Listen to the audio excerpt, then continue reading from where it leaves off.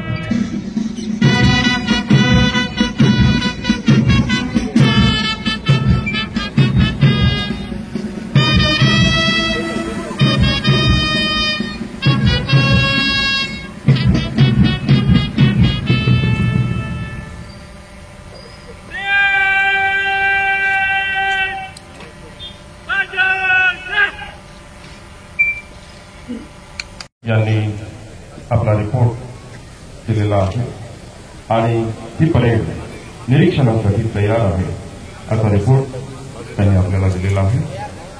आता माननीय पालकमंत्री या परेडचं निरीक्षण करण्यासाठी जात आहेत.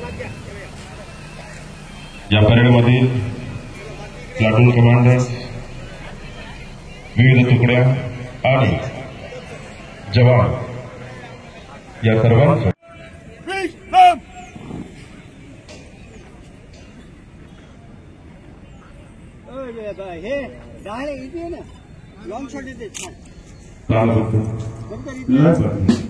सूत्रबद्ध अशी ही परेड या परेड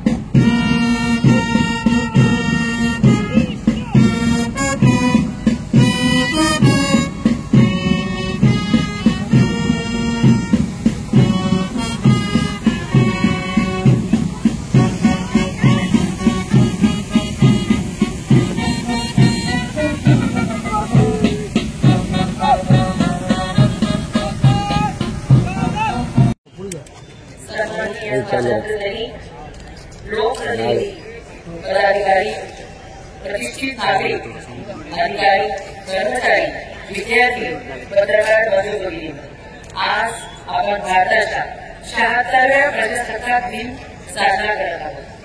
त्यानिमित्ताने ज्यांनी देशासाठी बलिदान दिले, त्याग केला, त्यांना विनम्र अभिवादन करते व आपणा सर्वांना प्रजासत्ताक दिनाच्या मनपूर्वक शुभेच्छा देते. 15 ऑगस्ट 1947 रोजी आपला देश स्वतंत्र झाला.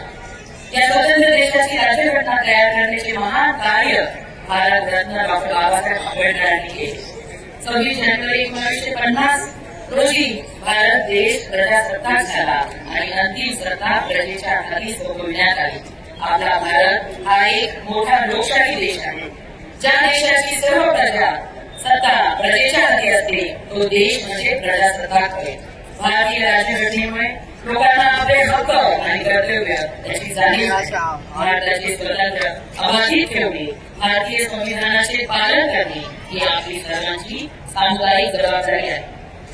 नागरिकांना त्यांचे मूलभूत हक्क व अधिकार बहाल करून व्यक्तिगत सन्मानाचे व जीविताचे रक्षण करण्याचे अभिवाचन संविधानाने भारतीय जनतेस दिले आहे. भारतात जनहितकारी, कल्याणकारी व धर्मनिरपेक्ष राज्यव्यवस्था राबवली जाईल असे अभिवाचन संविधानात देण्यात आले आहे. जगातील सर्वात मोठा सार्वभौम लोकशाही देश म्हणून भारताकडे पाहिले जाते. ही आपल्या सर्वांसाठी गौरवाची बाब आहे. आपला परभणी जिल्हा विकासाभिमुख जिल्हा म्हणून ओळखला जातो. जिल्ह्याच्या सर्वांगीण विकासासाठी, प्रगतीसाठी मी कटिबद्ध आहे. मला सांगण्यात आनंद वाटतो की परभणीच्या पालकमंत्रीपदी माझी नियुक्ती करण्यात आली आहे. या जबाबदारीसह परभणीच्या विकासासाठी काम करण्याची मला संधी मिळाली आहे. परभणी जिल्ह्यातील जनतेचे प्रश्न सोडवणे, त्यांच्या जीवनमानात सुधारणा करणे, शेतकरी, महिला, तरुण आणि विद्यार्थ्यांसाठी नवनवीन योजना राबविणे हे उद्दिष्ट ठेवून आपल्या सर्वांच्या अपेक्षा पूर्ण करण्यासाठी मी सदैव तत्पर राहील. सामान्य नागरिकांचे दैनंदिन जीवन सुखकर व्हावे यासाठी माननीय मुख्यमंत्री देवेंद्र फडणवीस साहेब यांनी प्रशासनाला 7 कर्मी कृती कार्यक्रम निश्चित करून दिला आहे. त्या अनुषंगाने 100 दिवसांमध्ये नागरिकांच्या तक्रारी, प्रलंबित प्रकरणे निकाली काढण्यात येणार आहे. शासकीय कार्यालय स्वच्छ व सुंदर केली जाणार आहे. या ठिकाणी नागरिकांसाठी पिण्याचे पाणी, स्वच्छतागृह आदी सुविधा प्राधान्याने उपलब्ध करून दिल्या जाणार आहे. कार्यालयाची यंत्रणा अद्ययावत करण्याबरोबरच नागरिकांना कुठल्याही प्रकारे समस्या भेडसावणार नाही याची पूर्ण दक्षता घेतली जाणार आहे. मला खात्री आहे की आपल्या जिल्ह्यात हा कृती कार्यक्रम यशस्वीपणे राबविला जाईल. आपला परभणी जिल्हा हा प्रामुख्याने कृषी प्रधान जिल्हा आहे. जिल्ह्यातील शेतकऱ्यांच्या प्रगतीसाठी शासन सदैव कटिबद्ध आहे. शेतकऱ्यांसाठी शासनाने अनेक योजना आणल्या आहेत. त्याचा शेतकऱ्यांनी अवश्य लाभ घ्यावा. शेतकऱ्यांना आधुनिक तंत्रज्ञानाचा वापर तसेच यांत्रिकीकरणाचा प्रोत्साहन देण्याकरिता विविध यांत्रिकी कृषी अवजारांसाठी केंद्र व राज्य शासन पुरस्कृत योजनेअंतर्गत अनुदान दिले जाते. या योजनेद्वारे मागील 3 वर्षात 7,000 पेक्षा जास्त लाभार्थ्यांना रुपये 45 कोटी इतके अनुदान महाडीबीटी प्रणालीद्वारे अदा करण्यात आले. प्रधानमंत्री कृषी सिंचन योजनेअंतर्गत मागील 2 वर्षात 9,000 पेक्षा जास्त शेतकऱ्यांना शेतावर बसलेले ठिबक व तुषार सिंचनासाठी 18 कोटी रुपये अदा करण्यात आले. भाऊसाहेब फुलकर फळबाग लागवड योजनेअंतर्गत 2023-24 या वर्षात 282 हेक्टर क्षेत्रावर फळबाग लागवड झालेली असून 127 लाभार्थ्यांना 90 कोटी रुपयाचे अनुदान